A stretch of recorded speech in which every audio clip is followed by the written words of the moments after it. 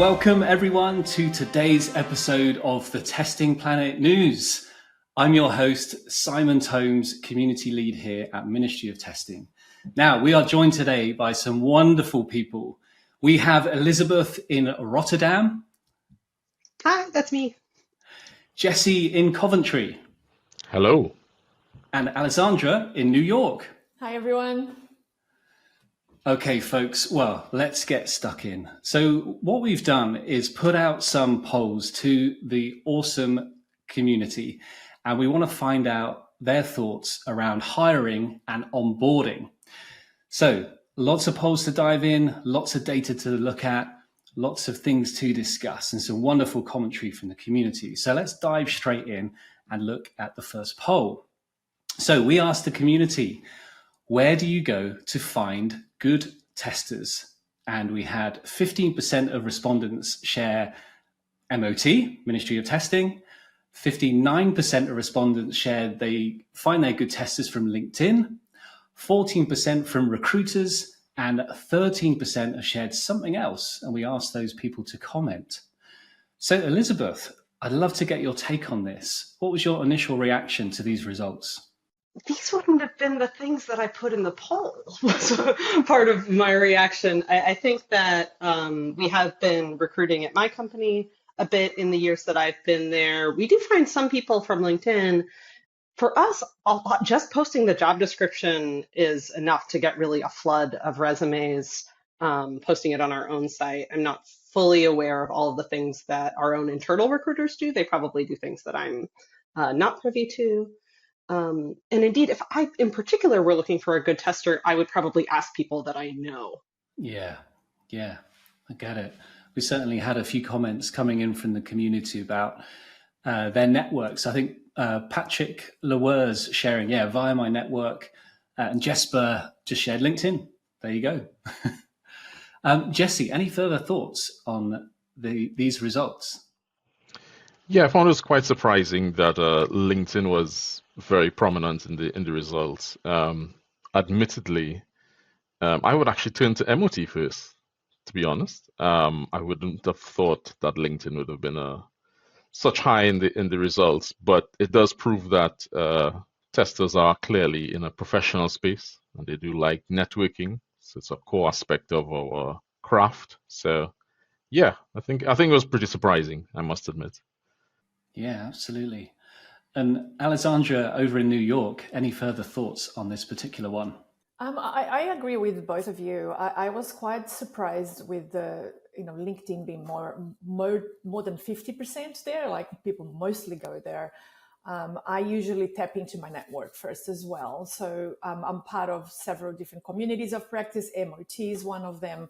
We have Slack groups. We have other communities of testers on the internet that I would probably go in there first, especially if it's a remote role. If it's a remote role that can be filled by people in a wide range of places, I would go to my network or a community of testers, because to me, people that are plugged in to a community are usually trying at least to get better, trying to learn more about testing. And I've had a lot of success hiring people that came recommended. So I think it's like any other professional that you need to find. It's usually, if you need a mechanic or a dentist, I would probably ask someone first before going to a website like, a LinkedIn website where you don't know the experience of the person and all of that. So probably my network would also be my first place to go, and it is. Yeah, I got it. It makes me think about like a product idea where there's like, in the UK, we have like check a trade, where you can check for a plumber and get ratings and stuff. It's like, crikey, what would that look like for testing professionals? But maybe not. I think, as you say, your networks and having conversations with people is a wonderful way to do it. And to, for those folks who are active in the community, their names certainly get out there. Okay, well, folks, let's move on to the next poll. We got plenty to get through. So the next question we asked was the following. We said, or asked, how many stages do you have for your interview process for new hires? Okay, so we had 8% of respondents sharing that they have one stage, 36% of respondents sharing that they have two, 42% sharing they have three, and then 13% sharing they have four or more stages to their interview process. So Jesse, any thoughts on that? Was there anything you were seeing from the community that you'd like to share? Well, I think it's interesting that there's an element of this where you have at least minimum 3 stages in an interview process. So personally, I thought, is this a point of wanting to trust the candidate? Is it that there are multiple stages that you want to verify the person's capacity to complete the job or do the job? Or is it sometimes it's a bit overboard? I think sometimes considering processes, we could be a bit heavy-handed. So it depends. I think it can give you a skewed perspective of what the company is looking for. Is it a very narrow door to enter into? Or is it very broad in skill set? But yeah, I think looking at it, you saw very prominent in the results a minimum of 2, but also 3 stages. I think that's quite a lot. I think it may lean towards the perspective of indecisiveness on the candidate potentially, or it may be that there are just so many that they do need to accurately decide on who's the next person. So that's what I thought about the poll results. Oh, I'd like to speak in favor of 3 stages of interviewing because that's what we do. So we have one stage where the candidate speaks to the person in our people and culture department to make sure that they have the qualifications for the role, and it gives them an extra chance if there was something that either wasn't clear on their resume or that they wanted to highlight from there, that make sure that there's a match with the job description itself. Then we move on to the hiring manager and making sure that they are a good fit for the team and the company, and the candidate also gets to know a bit more about the role. I would never want to take a role myself where I've only talked to the person that's hiring me, because that's not the person I work with every day, right? I want to talk to the person I'm working with every day and who I would report to. And then we also have a 3rd round combined with a take-home assignment, because not everyone shines in a conversation. Some people need the time to think and write something down and set something aside and come back to it later in order to have their best work come forth. And so our 3rd round gives people an opportunity to do that. Brilliant. No, I appreciate you sharing that process. And it seems to sync up with the majority of the highest of the percentage replies focusing on, 3 interview stages is important. Alessandra, what other thoughts do you have on this one? Most of the places I've worked at, the first stage is usually that initial recruiting call that Elizabeth just mentioned. I think that's an important place to start, because we need to make sure that they do have all the qualifications that we are looking for. And then I've worked in places where I liked to, depending on the skill set that I'm looking for as well. So that's the other thing. And depends on the seniority. When I'm looking for like a staff engineer or a tester that's, I'm a test manager, I want to spend a little bit more time with them to understand what's their leadership skills like. How do they approach testing, but how do they approach managing people as well? So if it's a manager and above or a senior and above, I usually have an extra half an hour interview with that person talking specifically about leadership skills, because I find that it's really difficult to find someone that's really good at what they do, an engineer or a tester, but also really good at managing people as well. So it's just, they're very different skill sets. So I find that I need to spend a little bit of time with that as well. If it's not in a leadership role, then 3 rounds for sure. We do. I've done take-home tests as well. I've played around with doing like a technical interview if it's for an automation engineer. So they would do a technical interview while we are on the call.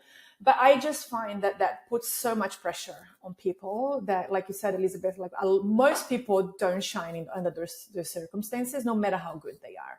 So I prefer to, even when it's an automation role, to send a take-home test as well. Ask them to automate something just to see how they organize their thoughts on a page, and how do they go about using automation, whatever tool that they use for automation. Yeah, absolutely. Well, I think before we move on to the results of the next poll, we'll take a moment. I see Chris Cook has mentioned, I've been through an 8-stage interview process once, left me feeling drained and knackered. Whew, crikey, Chris.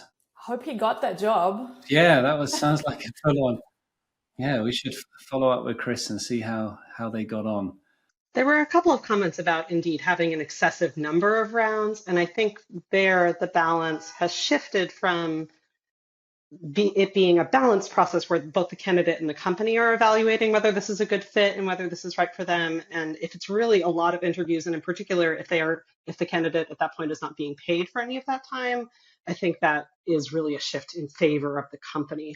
I think that can depend on how good the market is for testers at a particular point in time. That's a really good point. Really good point. Yeah, and there's some takeaway exercises as well that do take a lot of time to get done.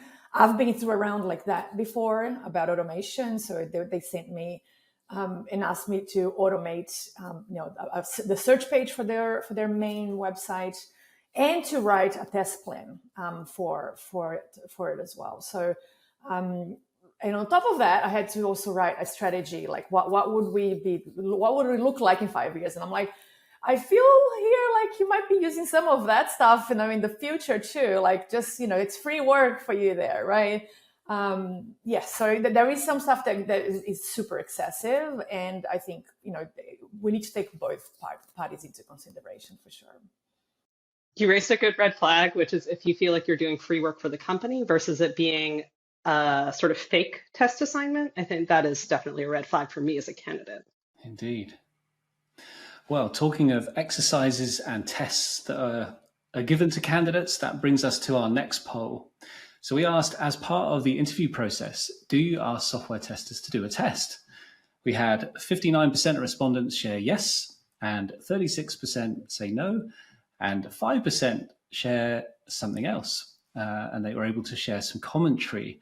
So Alessandra, how did you interpret these results? Was it a surprise? No, I actually think that, and again, it depends on the skill sets that we're trying to assess. But I think a lot of these also has to do with some automation roles too. So I would be surprised if people were not assessing those skills. But I think they also looking by the comments as well. They also talking about generic test skills, right? Exploratory testing, investigation skills. I think most people really can, if you give them something to test, they can excel in confirmation type of tests. Like they will just look through it and be able to write those tests that are easily automated, that are the surface level tests. So when you give someone something to test, be it a software or an actual object, you kind of try to see how they think about testing and how they go about investigating a problem. And I think that's really important. So I myself always add that to my interview process, no matter what role we are hiring for, to see, to understand how the person thinks and how deep do they go when they need to do investigation as well. Yeah, I got it. And Jesse, what are your thoughts on the 30% that shared no? As part of their interview process, we don't offer a test or encourage our interview candidates to do a test. What do you think about that? Yeah, I found those rather interesting. I would have thought you wanted to do the due diligence of assessing the candidate who's applying for the role. It could mean that there's a limitation in understanding what you're looking for, so which is why you probably don't put a test. As a company, you kind of think, okay, I'm trying to tick the box, so fill in a role very quickly, which unfortunately we've seen at different times, the wrong candidate being hired then costs you in the long run. But yeah, I think similar like Alessandra was describing, we are wanting to know that You've put yourself forward for a role that you are adequately equipped to do the job. I appreciate that, sometimes we may sell ourselves as thinking this is the thing that we can do, but day to day, we're trusting you with our software or any bit of IP, and you're proving and raising risk in it. So I think it's valuable to see how are you thinking, what is your thought process behind the task that we've given you in the interview process. It might surprise yourself or even us as the person interviewing you just around how you're testing something. So I think it's a bit strange that it's such a large number in the result, but I think it's a necessary process in the interview arrangement between the candidate and the interviewer. So yeah, I got it. And Elizabeth, was there anything from the commentary coming in from the community that jumped out for you? I think other people have experienced more open questions and exploratory kinds of questions of how would you test a calculator or a refrigerator than I have. And in my experience, more often it's automate this thing, or indeed, as Alessandra described, come up with a test plan or a test strategy for a thing. Yeah, I have to say I don't remember the last time I had an experience, and maybe I've never had an experience where there wasn't some take-home test or test in person that was part of the interview. And I just to highlight something on the people that answered no. There is something, again, I have no data for this, but I have a hunch that because I've been through hiring processes where I was interviewing and that happened, so that the person that's actually hiring a tester doesn't know much about testing. Right, so so we're going through the process. It's not always a test manager or a senior tester or another tester that's hiring a tester. There is a lot of the times, especially if it's in smaller companies, agile environments, the tester might be reporting directly to the engineering manager, and the engineering manager doesn't know a test to give or doesn't know a good takeaway home test to do. So I've been through a process like that in the past too, where they were asking me questions, and I'm like, you're asking all the wrong questions. I'm thinking to myself, right? I'm like, you're not getting to know if I am a good tester or not with all the questions that you're asking me. So it was really interesting to see. I mean, I have because I've been through one of those, but in my whole career, it was one of those. But I have also taken over testing teams in companies where all of the testers up until that point were reporting directly to engineering managers in different squads. So, I'm assuming that up until that point, the recruiting process was very different than when I joined and brought everybody together under the umbrella of testing as well. So I'm assuming that probably the people that don't ask, maybe they just probably don't know how to ask or what to ask as well. I would be curious as a candidate about a company that didn't know how to evaluate a tester in an interview, what the performance review might be like and what it might be like to ask for a raise or a promotion. I think particularly if you're from an underrepresented minority, you might then be in a position where people never know what your good work looks like or what your bad work looks like. And then you kind of get stuck in a spot where you don't really expect it. And there's a lot of misunderstanding about what a tester should do, right? Outside of the testing community, like especially in engineering. So then on top of that, there's also the misunderstandings that people think that we should be doing that compound that as well. So I know for a fact that, this company that I joined to bring together all the testers, that was one of the main complaints that the testers had. We had great testers in that organization. However, there was no career path for them. They could not get anywhere. There was no, I'm here, I'm testing, and that's all for me. Like there was no career path. So that's a very, very real challenge as well, Elizabeth. Yes, indeed. And I guess it was nice to read commentary from Lee Marshall. It kind of captures a lot of the things that we've shared here, but I thought I'd read it out. So Lee shared that when I'd been interviewed in the past, one time I was given access to their test site, given about 30 minutes or so to test it and explain what I was looking for, my process and so forth. I even found undiscovered bugs. Oh, nice. They had in production. I found it is a much better way to show how I think and work than questions and examples of things I had done before. He goes on to say, I would advise companies to try something similar, but with the caveat of making sure it is on something existing that has been previously tested. And to your point earlier on, Alessandra, and not using them to test unreleased code as free work. Great advice from Lee. We've got the next question coming in.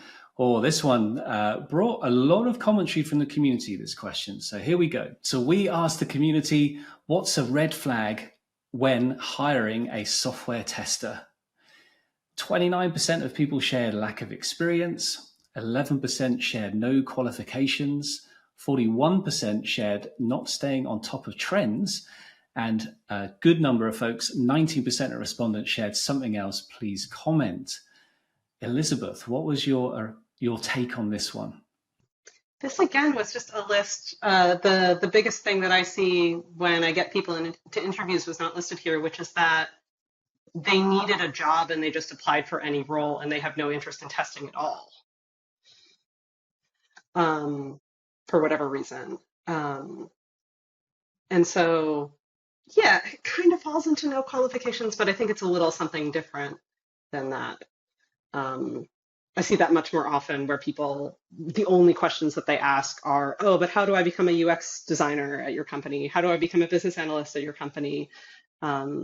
And while it's good to be interested in the career path and be forward thinking and thinking about, okay, where can the skills I have get me to where I want to go? I appreciate that. But often what we need is for people to fulfill the role that we have open right now more immediately. Yeah, that makes sense. And Alessandra, was there anything from the community that stood out to you? Because there's quite a lot of comments coming through. Yeah, absolutely. So, I think one thing that stood out to me is that qualifications can mean so many different things to different people. Someone, Daniel Paz, mentioned that, ISTQB is a red flag. So, that's one certification that we can get for testers. There are others out there, but again, how much people know about those other certifications as well, I think is really, really interesting. So it also depends, like we have a very polarized test community, I suppose, online as well. So some people really lean towards one than the other. So I think that also has to be taken into account. So to me, that was the thing that I took out the most from the commentary, that there is such a polarization in our industry regards certifications. Yeah, indeed. Jesse, what are your further thoughts on this particular one? Yeah, I think there were some varying comments that were quite interesting. I know, for instance, Michael Close described communication being key, willingness to learn, and a curious, close secondary requirements. I think oftentimes you can settle in your craft and there's no pursuit of understanding what is the next thing being developed in the industry.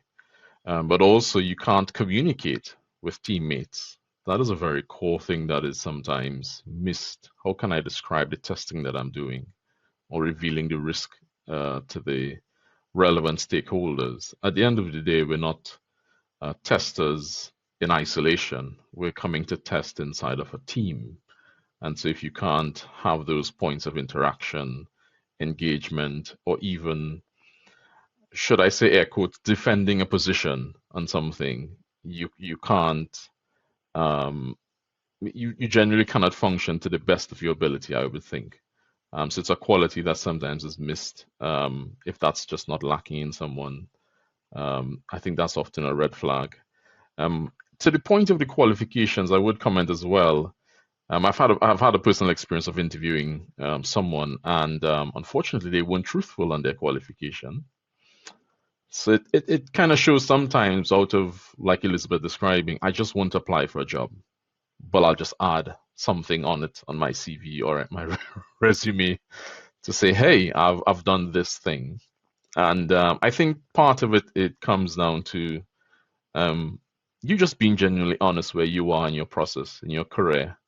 I don't want you falsifying anything. That is an immediate red flag. If you can do it on paper, I am slightly worried what you can do day to day. So it comes down to assessing very carefully and we're trusting one another in this interaction.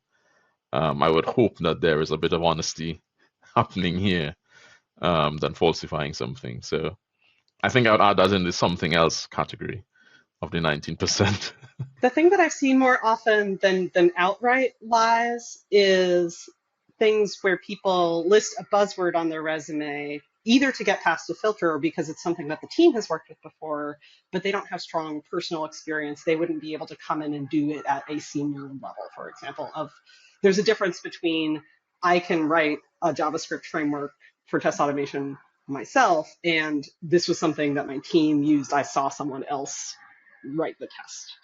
And that's why I think, going back to the previous question, or the one before, it's really important to test people to make sure that, whatever they are mentioning there, that we understand, that we don't have a shallow agreement what the word means in their resume, right? It's like, the whole team used this, Selenium framework. I created 2 test cases there, but, I can create a framework type of thing. So it's just so we can balance also. I think doing a test, asking people to do a test is good too, so we can also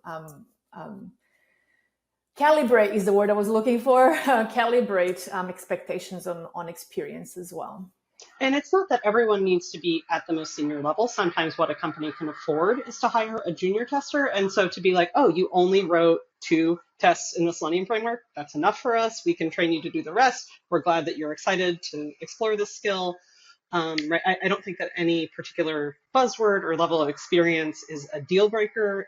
For me, it's a jumping off point. And the same thing, I think someone mentioned, like, ICQB is a red flag. And for me, I think everyone is coming from their own situations where they do what they have to do to get a consulting role or a job. And, if that AI filter on the HR side is going to filter you out, if you don't have that on your resume, then by all means, go through the certification, put that there. And right, like, let's have a conversation in the interview about how valuable you think that is now that you've been testing for a few years. Which I think goes back to the not staying on top of trends. Trends is a very, I think, broad word as well. So, are we talking certifications? Are we talking about automation frameworks? What trends are we talking about?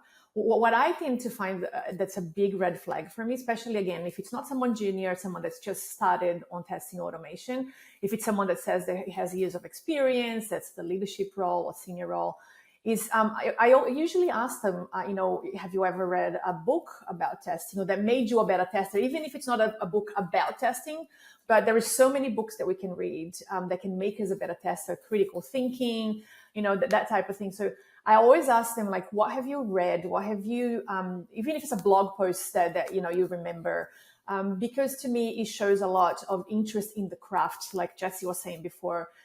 I find, I don't know, in my experience as a hiring manager, difficult to find people that approach testing as a craft. That they are usually there temporarily, like Elizabeth said, trying to get somewhere else, or they landed there somehow and they just don't think it's an actual profession. So I find that, asking that question about, what has something that has changed your mind about testing, anything at all, give me something that I can use, that I can understand, how much you take your craft seriously. And very few times I get an actual answer for that. So it's really, really sad. Yeah, I agree. And that came up as a couple of comments. So Danny Vincent, no passion or curiosity. I guess there's a bit of connection to that. Christopher Sterling, no curiosity. Seems to be a common theme. Well, flipping the question, we also asked, what's a green flag when hiring a software tester? So we had 19% of respondents sharing community participation, green flag, 10% qualifications, 66% experience, and 6% sharing something else. Jesse, what's your take on those results? I'm going to be honest. I found the option of selecting experience a bit of a hesitation, because my experience would not be the same for Elizabeth, or would it be for Alessandra or yourself, Simon? So, and then being the interviewer, I am coming with a set of biases as well of my own experience. So I'm trying to assess and engage, but also trying to draw out a clearer understanding of what I am looking for. So it often requires a bit of hand-holding and interaction. But I found that was quite interesting that we've had quite a high result for experience, and it could be that we've answered based on our own experience, as in that's how I got my job. Or I interviewed someone and I can see that they passed the test that I did, or I gave to them, and okay, that proves that they have experience. Um, but I was quite excited to see community participation, actually, that being a core thing, because in the last rounds of interviews that I've held, I've had the moments of asking, okay, are you engaged in the community? And there's often a blank face, unfortunately. And I think they hear community and they hear, oh, is it a circle of people that you get together with, locally at your pub? And you have to kind of describe, no, actually, let's demystify this and remove the misconception here. But I think it was exciting to see the community participation being so high as well, as in there is a voice inside of that. People are coming together under the desire or the premise of we do actually have an interest in testing. So I think I was quite excited for the community participation, but a bit hesitant in replying with experience, just for that matter of it can be varied based on everyone's journey into testing. So great stuff. Thank you for sharing, Jesse. We had a comment from Cotopaxi Leon saying, agency, so much of our work is based in believing in the importance of our role and advocating for quality. Without a belief in one's agency, this advocacy is really hard. And Liz Reed agreeing with Cotopaxi, yeah, and emphasizing the enthusiasm for our craft. To your point there earlier on, Alessandra.